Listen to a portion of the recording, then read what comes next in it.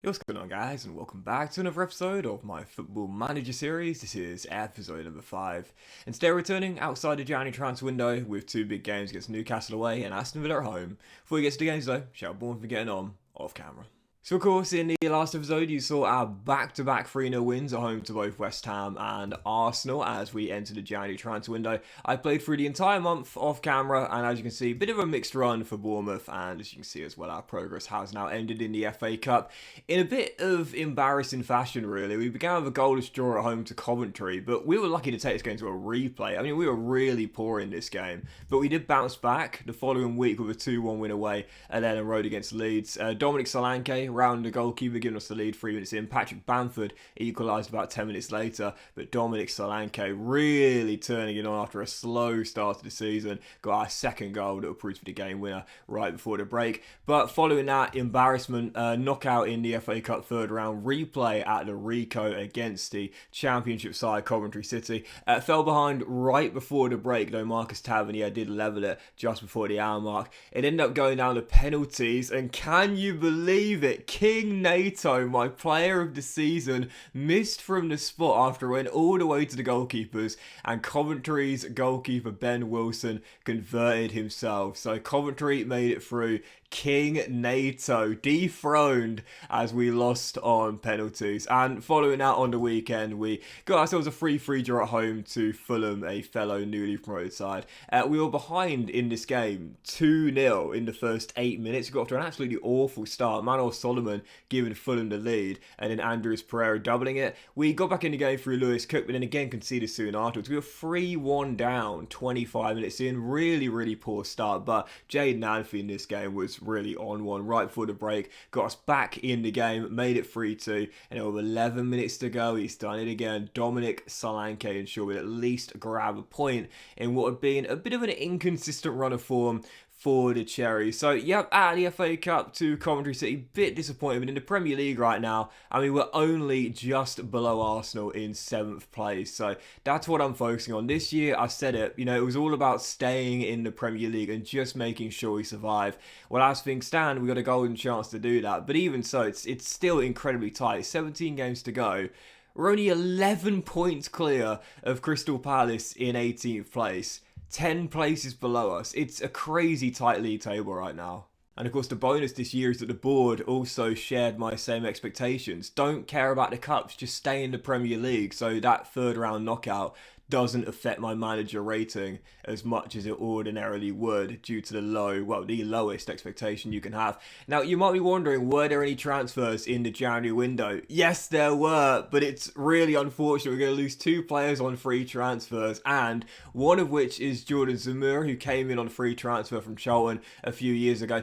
Bit disappointed. I did offer him a new contract, but he decided to turn it down, even though I offered him more money, because he wants to go and join Hertha Berlin in the Bundesliga, who always do really well in football. Is it just me? But Hertha Berlin in Football Manager always just become an unbelievable side in 4 or 5 years. Well, right now they've got a great chance qualifying for Europe, so Zamora said, sod this, I want to go play in the Europa League. So fair enough, we'll lose him on a free transfer come the end of the season. And King Neto has decided to go home. Yep, absolutely gutting about this, but I couldn't talk him round. He said he wanted to leave because he wanted to get back in the Brazil squad. I was like, mate, seriously, you're my main guy. You've been my best player this season. I can't lose you. But I did try and offer him a contract, but unfortunately, he just wouldn't listen to talks. The agent was like, no, he don't want to stay here. He wants to go.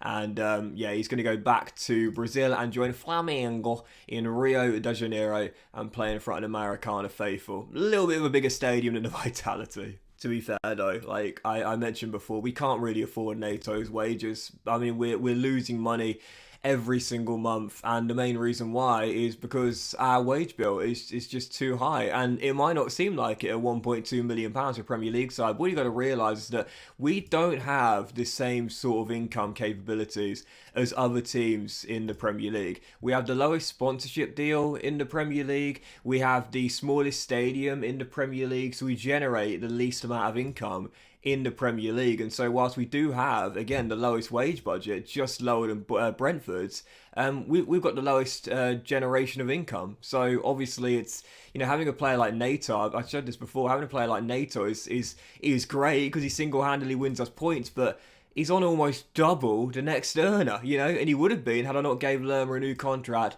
earlier on this season. So yeah, we love King Neto, and we're grateful for the fact that he's, single-handedly won us so many points this season, but it's going to be a one and done year for Bournemouth's new club captain. So heading into the game, first one today is away to Magpies against Newcastle United. Right now in the injury report, Zamora is carrying a little knock. David Brooks isn't fully fit, but otherwise we're really healthy. Yeah, I've been able to say that practically all season long. So it's a 4-3-3 using our normal gegenpress system, and this is our team. Nato's in goal. The back four is Kelly, Senesi, Metham and Fredericks with Cook, Lerma and Scott through the middle. Anthony and Tavernier on the flanks, and Solanke, who by the way I have offered a new contract to.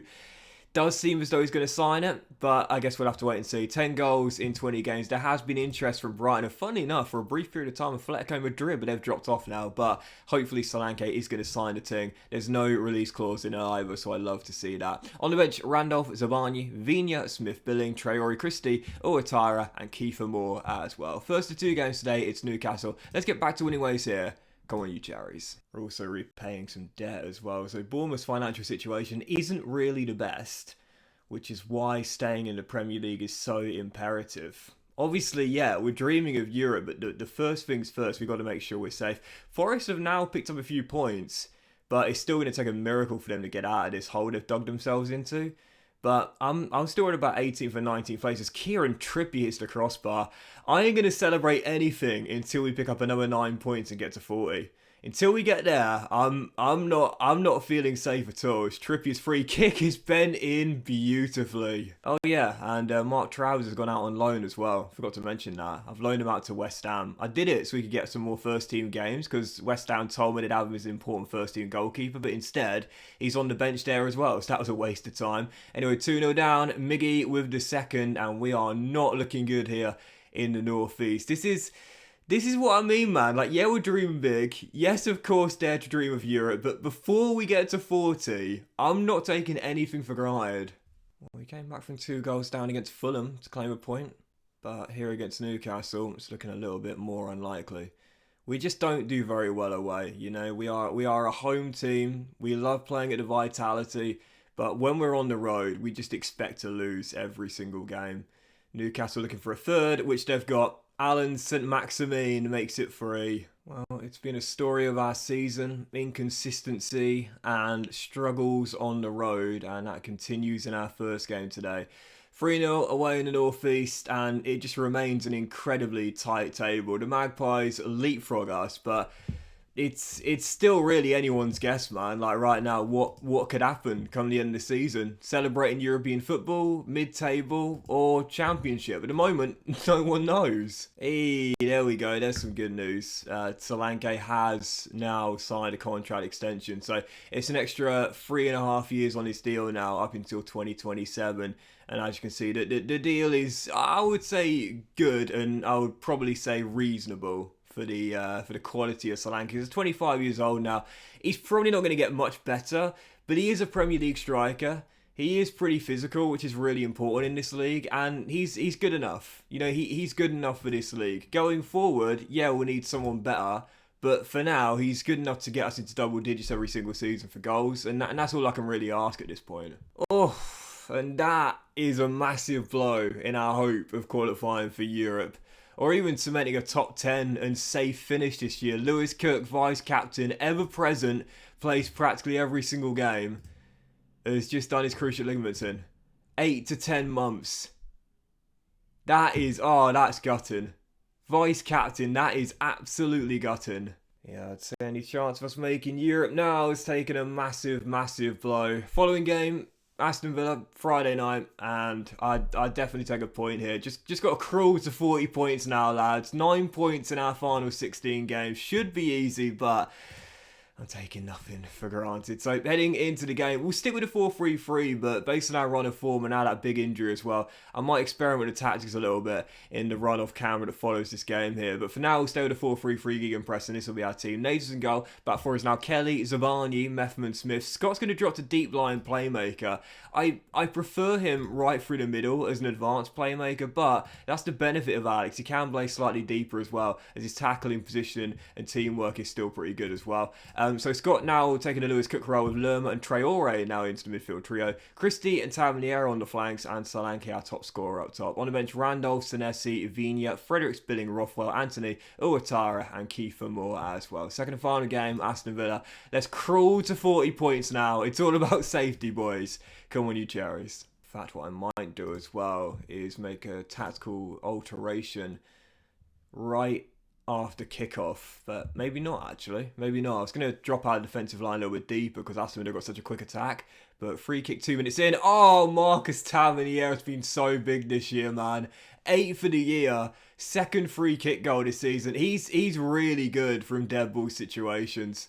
Marcus bends it home. Bournemouth in front. He's been so big for me this year. The brother of the English Cafu, as Concer's cross is headed on by Brereton Diaz and cleared away. As we still lead by 1. Aston Villa got such a quick attack. I'm tempted to drop my defensive line a little bit deeper with Brereton Diaz and Bailey on the flanks, and of course Ollie Watkins leading the line as well. But for now, I'll leave things as they are as we still lead by 1. But dicing with danger, because if long balls go over the top, we're going to be in trouble. As Tavernier wins it back, and now Smith to Scott. And a poor pass there, and away come Villa. Brereton Diaz, Bailey at the far post, picks him out, smacks it in. Brilliant through ball, brilliant finish, that quick counter-attack, and that's what I was worried about. Yeah, I'm going to drop the defensive line a little bit deeper and tell my boys to drop off a little bit as well. See if that backfires or not. Get on the deck, boys. There we go. There's Metham to Scott, into Lerma. Lovely ball over the top. Marcus. Is that a pen? I think it is. It's a penalty. We have won so many penalties this season. It is crazy, but we ain't going to say no to another. Dominic Solanke, he scored all but 1 this season. And he marks his contract extension with another 11 for the year. I think 5 of them have come from the spot. It's 4 or 5 penalties he scored this year. Oh, keeps.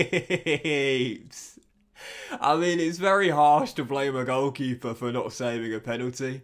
But Emi Martinez doesn't provide the heroics like he did with Argentina. Instead, he fluffs it, flaps at it, and gifts us a goal from 12 yards. Bournemouth back in front, and Dominic Solanke with another. But goal glut today, more to come, no doubt about it. Brereton Diaz down the left-hand side, whips one far post. Oh, Kelly, keep it calm, bro. Nod it back to Neto. No pressure there. If this goes in, that's an awful goal to concede. Individual error. So second half begins.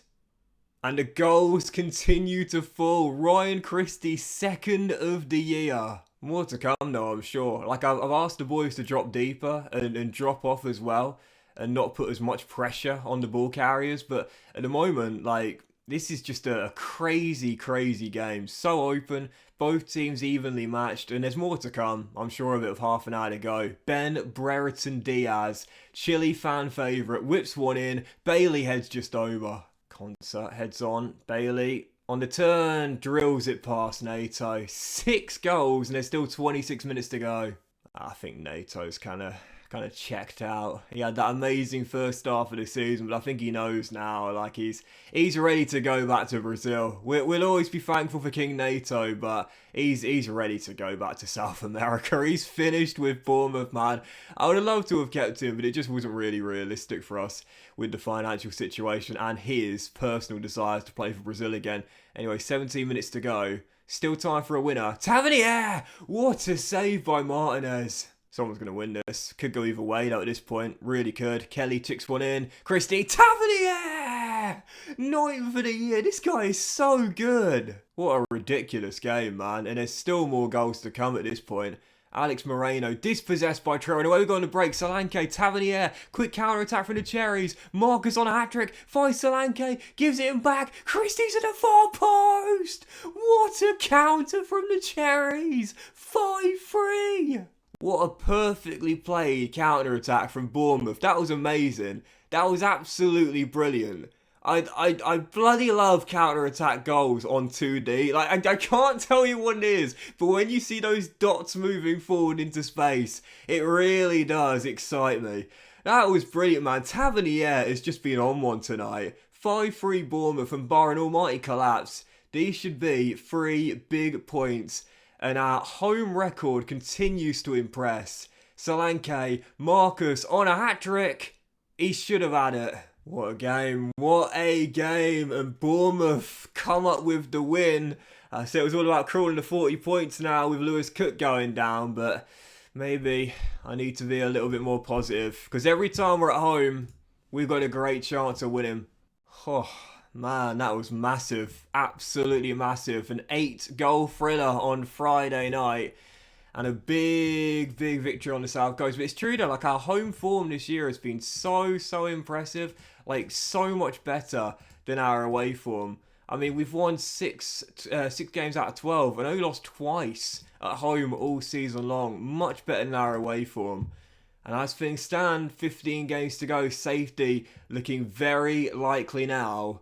And we're still dreaming of Europe. Right, guys, we shall leave it there. So big thank you for watching today's episode of the Football Manager series. If you enjoyed, then please do drop a like. Most love to you all. Have a fantastic day. I'll come back with games against... Oh, I don't know. I'm not too sure. Maybe Brentford and Crystal Palace, London double, maybe Palace and Chelsea.